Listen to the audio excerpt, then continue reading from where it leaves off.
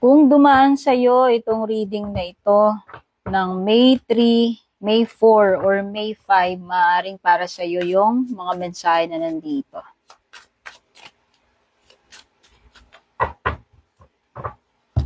General reading only ha. Pwedeng tumugma sa'yo, pwedeng hindi.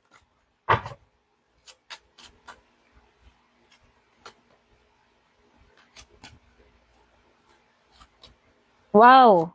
Good karma ang nakikita ko sa'yo. Tower na naman. Alam nyo, most of my readings nitong mga nakaraan, naglilitaw lagi ang tower. Hindi ko alam.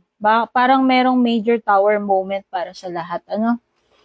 Okay lang naman yan. Huwag kayong matatakot sa sight ng tower. Kasi itong tower na ito ay nagdadala ng magandang pagbabago sa atin. Okay? Maaaring chaotic siya kasi alam mo yun, hindi na-expect, no? Magugulat ka, masyasya ka, masusurpresa ka. Pero yun kasi talaga yung nature ng tower. Usually kasi, kaya naman dumarating yung tower sa atin. Kasi pag may mga bagay na ini-ignore tayo, pag matigas yung ulo natin, hindi natin tinatanggap, no, yung mga dapat na baguhin sa situation natin. So, yan. Expect mo na meron na namang panggulat, sorpresa, kung ano man itong shocking, surprising, but awakening experience na ito with the tower. Okay? So, naniniwala ako na ito ay isang shake-up na ipapadala sa'yo para mabalanse and maibalik sa alignment, no, ang iyong buhay. And by the way, lumitaw wow, these are 3 major cards. So, para sa akin, ito ay isang major na pangyayari sa buhay mo. Pwede nga even ito maging life changer para sa'yo. Imaginein mo yon, parang magkakaroon ng wrecking ball para matibag yung dapat tibagin, tapos magkakaroon ng rebuilding, realignment. Wheel of Fortune, ibig sabihin, pumapabor sa'yo yung wheel, no? The wheels are turning. At dahil itong wheel mo is nakatayo, ibig sabihin yan ay magiging maganda yung pagbabago na dala-dala na itong Wheel of Fortune na ito. So, expect mo na kung hindi okay yung kalagayan mo, situation mo ngayon, or sa mga nakaraang araw, weeks, or months, ito na yung senyales na magkakaroon ng major shifting. At itong shifting na ito ay para sa realignment, ito ay para sa ikabubuti or improvement ng sitwasyon mo or buhay mo. Especially kung merong kaso rito, ewan ko ha, hindi ako nagbabasa ng mga ganyan, pero kasi pwede rin naman kasing something na related sa legal since lumitaw si Justice card, no? So, andyan nga ang magandang pagbabago, nandyan din yung breakthrough or opportunities for you. Kaya, ibig sabihin, ito yung magandang pagkakataon para sa'yo kapag nagkaroon ng shifting na yan, i-maximize mo yan, no? Samantalahin mo yung pagkakataon na yan.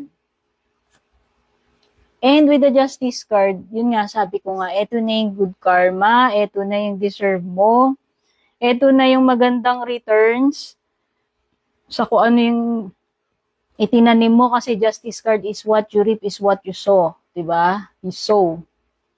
What you sow is what you reap. Sorry naman, nabaliktad. Justice card kasi is what you sow is what you reap eh. Kaya ito na nga yung deserve mo na harvest na yan, kung ano man yan. Ayan no, magkakaroon talaga ng breakthrough. Naalala mo yung sinabi ko. Kasi baliktad na yung 8 of Swords mo. Kung nung una, limited yung opportunities mo, limited lang yung options mo, hindi ka makaalis doon, feeling stuck, stagnant, nakikita ko na magkakaroon ka na ng liberation dito sa iyong 8 of Swords. Makakaalis ka na dyan. Kasi nga, andito na yung pagbabago eh. Andito na yung mababaliktad yung situation, may shifting into something better. O, di ba? Ano pa? Okay, when it comes to person na ka-deal mo, no? So, iba dito, syempre, for sure, nag-aabang kayo ng tungkol sa love life ninyo. Okay, maaaring itong person na to is hindi siya nagsasabi ng totoo. Or pwedeng ayaw kanyang harapin, ayaw niyang makipag-usap. Kaya nga, kung halimbawa na nag-expect ka na maayos ninyo yung problema ninyo dito sa tao na to, mukhang hindi pa yun yung case dito. Kasi nga, nakikita ko dito is i-avoid niya yung confrontation, i-avoid niya yung pag-uusap, ayaw niyang humarap, no? Ayaw niyang makipag-usap. Okay? So ano pa? Hindi yan naamin. Ayan, kung nag-expect ka na magsasabi siya ng totoo, nag-expect ka ng clarity or closure, by the way, hindi rin.